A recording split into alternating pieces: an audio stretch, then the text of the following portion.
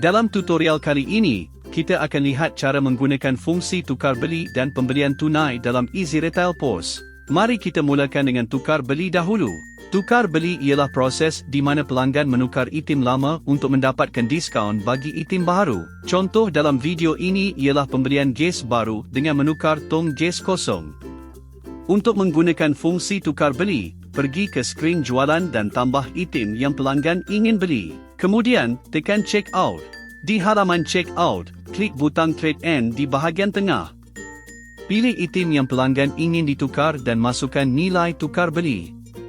Selepas itu, teruskan proses check out. Pada langkah akhir, anda akan nampak harga asal dan juga nilai tukar beli. Sistem akan menolak nilai tersebut secara automatik daripada jumlah keseluruhan.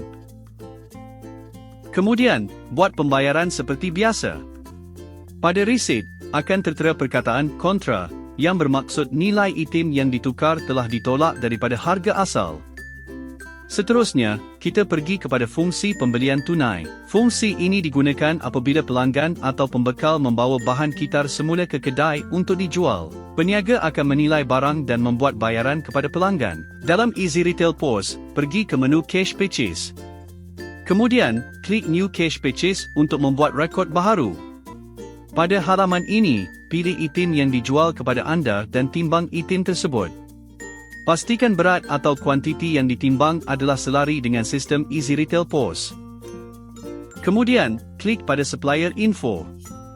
Jika pembekal ialah syarikat, masukkan semua maklumat asas. Untuk cara yang lebih pantas, anda boleh imbas kod QR MyTax dan maklumat perniagaan akan diisi secara automatik. Jika pembekal ialah individu, tukar bahagian BRN kepada IC.